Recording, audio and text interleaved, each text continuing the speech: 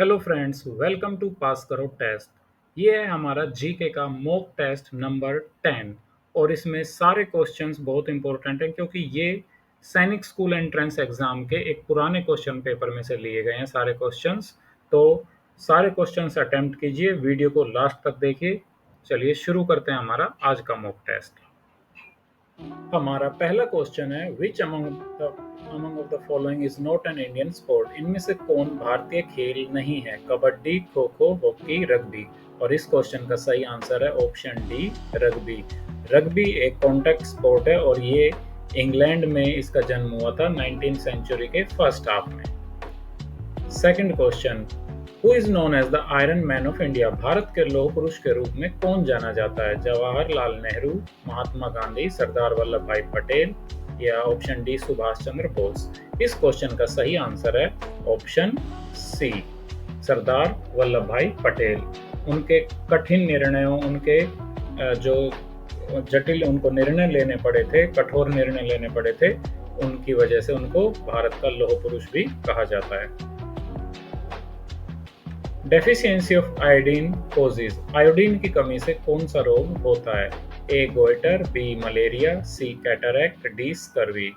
और इस क्वेश्चन का सही आंसर है ऑप्शन ए, गोइटर, घेंगा। इसकी कमी से जो थायराइड है उसकी अनियमितता हो जाती है और घेंगा रोग हो जाता है। Hirakud dam is built on the river. Hirakud बांध किस नदी पर बनाया गया है? ए कावेरी नदी, बी महानदी, सी कृष्णा नदी या डी सतलुज नदी। और इस क्वेश्चन का सही उत्तर है ऑप्शन बी, महानदी। ये लगभग 15 किलोमीटर लंबा बांध है और संबलपुर उड़ीसा में बना हुआ है। नेक्स्ट क्वेश्चन है 1024 1024 kilobytes is equal to 8 bits, 1 megabyte, 1 gigabyte, 1 bite.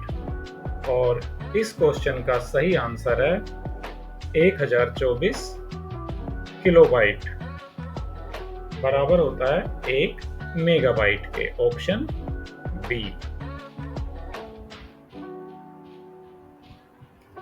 Those who study things that were made and used in the past, these people are called। जो लोग अतीत में किए गए चीजों का अध्ययन करते हैं उन्हें किस नाम से जाना जाता है? Biologist, archaeologist, geologist, doctor. जीव विज्ञानी, पुरातत्वविद, भूविज्ञानी या चिकित्सक।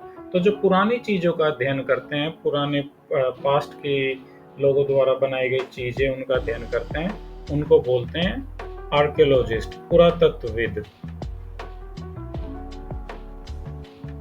नेक्स्ट क्वेश्चन 57 में हमसे पूछा गया है कि भारत के राष्ट्रीय ध्वज की चौड़ाई के अनुपात का लंबाई और चौड़ाई का क्या अनुपात है? 4:5, 3:2, 1:1, 5:6। और इस क्वेश्चन का सही आंसर है option B, 3:2। Where is the Wagah border located. Wagah सीमा कहाँ स्थित है? चलिए अब ऑप्शन देखते हैं कि वाघा सीमा कहाँ पर स्थित है। ये है हमारे ऑप्शन, लोंगेवाला राजस्थान, मोरा मणिपुर, रण ऑफ कच्छ गुजरात या अमृतसर पंजाब। तो वाघा बॉर्डर जो है वो ऑप्शन डी, अमृतसर पंजाब में स्थित है। और आपने टीवी में देखे भी होंगे जहाँ पर बॉर्डर पर एक फंक्शन होता है और जिसमें भारत और पाकिस्तान के सैनिक अपने अपनी कला दिखाते हैं। 59 after the following list of Paramvir Chakra awardees who was awarded with PVC during Kargil war. Paramvir Chakra पुरस्कार विजेताओं की निम्नलिखित सूची में से जिन्हें कारगिल युद्ध के दौरान परमवीर चक्र से सम्मानित किया गया था, हमें उनका नाम बताना है यहाँ पर। और हमारे ऑप्शंस हैं lieutenant colonel Ardeshir Burzorji, lieutenant colonel Arun Khetarpal या कैप्टन विक्रम बत्रा, बी और सी दोनों। तो इनमें से कौन सा सही आंसर है? ऑप्शन डी, यानी कि बी और सी दोनों। इन दोनों ऑप्शन हमारा है डी सही। और मिला किन किन को था? लेफ्टिनेंट अरुण खेतरपाल और कैप्टन विक्रम बत्रा। इसके अलावा भी कई लोगों को परमवीर चक्र मिला था। 60. Which state among the following has adopted Sanskrit as its one of the official language? निम्नलिखित में से किस राज्य ने संस्कृत को अपनी आधिकारिक भाषाओं में से एक के रूप में अपनाया है? ए हिमाचल प्रदेश, बी उत्तराखंड, सी राजस्थान और डी उत्तर प्रदेश। और इस क्वेश्चन का सही आंसर है ऑप्शन बी उत्तराखंड। उत्तराखंड राज्य ने अपनी सेकंड ऑफिशियल लैंग्वेज के रूप में संस्कृत को अपनाया है। अब ये क्योंकि पुराना क्वेश्चन पेपर था तो यहाँ पर जो क्वेश्चन पूछा गया, who is the current vice president of India, ये पदों पे जो व्यक्ति होते हैं वो चेंज होते रहते हैं समय के साथ। तो यहाँ पर जो वर्तमान उपराष्ट्रपति का नाम पूछा गया है ये पुराने समय का है। और अब जो हमारे उपराष्ट्रपति हैं, अब मैं बात कर रहा हूँ मार्च 2025 की, तो हमारे उपराष्ट्रपति हैं श्री जगदीप धनखड़।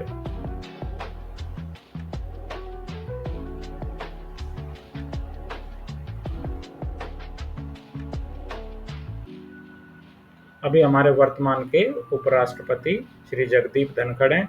ये क्योंकि एक पुराना क्वेश्चन पेपर है, उस टाइम पर हमारे श्री वेंकटैया नायडू थे हमारे उपराष्ट्रपति। तो चलिए हमें प्रेजेंट का पता होना चाहिए। नेक्स्ट क्वेश्चन है, a medical practitioner specialising in children and their diseases. बच्चों और उनकी बीमारियों में विशेषज्ञता रखने वाला एक चिकित्सक कौन होता है? उसको क्या बोला जाता है? बच्चों का जो स्पेशलिस्ट होता है उसको क्या बोला जाता है? तो हमारे ऑप्शंस हैं जियोलॉजिस्ट, पेडिट्रिशियन, कार्डियोलॉजिस्ट, न्यूरोलॉजिस्ट। और इस क्वेश्चन का सही आंसर है ऑप्शन बी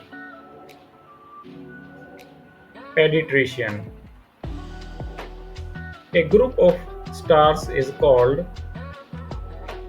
सितारों के एक समूह को क्या कहा जाता है? सोलर सिस्टम, कॉन्स्टलेशन, प्लैनेट्स या कॉमेट्स। तो सितारों का जो एक पैटर्न होता है रात को हम आसमान में देखते हैं उसको कॉन्स्टलेशन कहा जाता है, नक्षत्र मंडल। नेक्स्ट क्वेश्चन है हमारा, Which gas when solidified is commonly known as dry ice? ठोस होने पर कौन सी गैस आमतौर पर शुष्क बर्फ के रूप में जानी जाती है? Carbon monoxide, nitrous oxide, carbon dioxide या ऑप्शन डी हाइड्रोजन पेरोक्साइड। जब उसको ठोस कर दिया जाता है शुष्क बर्फ के रूप में, ड्राई आइस के रूप में उसको जाना जाता है। और इस क्वेश्चन का सही आंसर है ऑप्शन सी, कार्बन डाइऑक्साइड के ठोस रूप को ड्राई आइस के रूप में जाना जाता है। The members of the Rajya Sabha can have a maximum tenure of how long? Rajya Sabha के सदस्यों का अधिकतम कार्यकाल कितना हो सकता है? A 5 years, B 6 years, C 7 years या D 2 years। और इस क्वेश्चन का सही आंसर है ऑप्शन B 6 years। राज्यसभा एक परमानेंट सदन है, संसद का ऊपरी सदन है राज्यसभा। और यहाँ पर जो सदस्यों का कार्यकाल होता है वो 6 साल का होता है। 66. P Gopichand is associated with which sport? P Gopichand किस खेल से जुड़े हुए हैं? ये क्या खेल खेलते थे और अभी भी जुड़े हैं उस खेल से? बैडमिंटन, क्रिकेट, फुटबॉल या हॉकी। और इस क्वेश्चन का सही उत्तर है option A badminton. Which of the following company does not sell mobiles? इनमें से कौन सी कंपनी है जो मोबाइल फोन नहीं बेचती है? एप्पल, BSNL, HP और डी ऑप्शन है सोनी। तो इनमें से जो मोबाइल बनाना जिसका मुख्य काम नहीं है वो है option B BSNL। BSNL mobile network देती है। भारत संचार निगम लिमिटेड इसका पूरा नाम, ये भी हमें ध्यान रखना चाहिए। 68. A vehicle capable of traveling over land and water is called. जो व्हीकल जमीन और पानी पर यात्रा करने में सक्षम है उसको क्या कहा जाता है? और हमारे ऑप्शंस हैं ए होवरक्राफ्ट, बी रोवरक्राफ्ट, सी मोवरक्राफ्ट या डी कार। और इस क्वेश्चन का सही आंसर है option A hovercraft. The space programme of government of India is looked after. Bharat सरकार के अंतरिक्ष कार्यक्रम की देखरेख या देखभाल करने वाली संस्था कौन सी है? कौन जो भारत के अंतरिक्ष कार्यक्रम को देखती है? ये संस्थाएं आईएसबीटी, एनटीआरओ, नाबार्ड, इसरो। और इस क्वेश्चन का सही आंसर है option D, ISRO, Indian space research organisation, ये इसकी फुल फॉर्म है। The motto of the Indian navy is, भारतीय नौसेना का आदर्श वाक्य है सर्वत्र सर्वोत्तम सुरक्षा, शैम नो वरुणा। और आगे के ऑप्शन अभी देखते हैं हम। वैसे जो इसका सही उत्तर है वो ऑप्शन बी है, तो हमें आगे के ऑप्शन देखने की भी जरूरत नहीं है। ये शैम नो वरुणा, ये हमारी भारतीय नौसेना का आदर्श वाक्य है।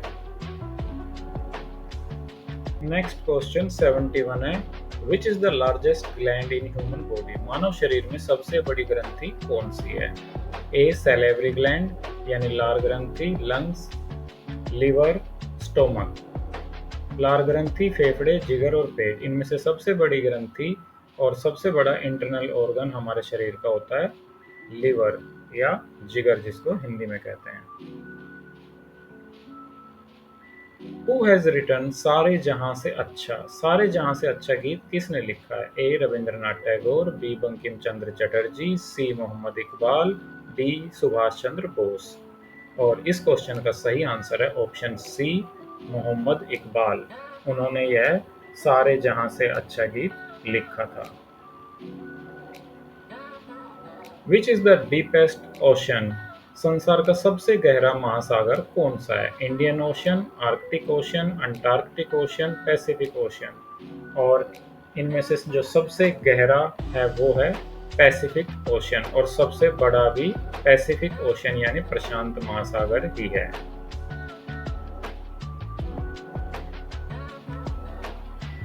Who fixes the salaries and the allowances of the Speaker of लोक सभा? निम्नलिखित में से कौन लोकसभा के स्पीकर के वेतन और भत्ते को नियमित करता है, ठीक करता है? और ये हैं ऑप्शंस हमारे, काउंसिल ऑफ मिनिस्ट्री यानी मंत्रियों की परिषद, प्रेसिडेंट यानी राष्ट्रपति, पार्लियामेंट यानी संसद, या डी जजेस of the supreme court, supreme court के न्यायाधीश। और इस क्वेश्चन का सही उत्तर है ऑप्शन सी, पार्लियामेंट, हमारा संसद मिलकर ये कार्य करता है।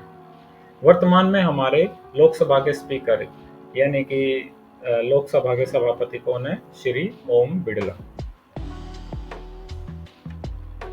Which article of the Constitution provides Indian citizens right to equality? संविधान का कौन सा अनुच्छेद भारतीय नागरिकों को समानता का अधिकार प्रदान करता है? अनुच्छेद 12, अनुच्छेद 13, अनुच्छेद 17 या अनुच्छेद 14? और इस क्वेश्चन का सही आंसर है ऑप्शन डी, अनुच्छेद 14 भारतीय नागरिकों को समानता का अधिकार प्रदान करता है। तो फ्रेंड्स, ये था हमारा आज का जीके का मॉक टेस्ट, जिसमें हमने 25 क्वेश्चंस बड़ी जल्दी कर लिए। उन क्वेश्चन से जुड़ी हुई और भी जानकारी हमें मिली, और किस राज्य ने संस्कृत को आधिकारिक भाषाओं में से एक के रूप में अपनाया, ये पता हमें चल गया। कौन सा है वो राज्य? उत्तराखंड। तो पास करो टेस्ट पर हम लगातार आपके लिए ऐसे ही जानकारी से भरे हुए उपयोगी वीडियोस लेकर आ रहे हैं।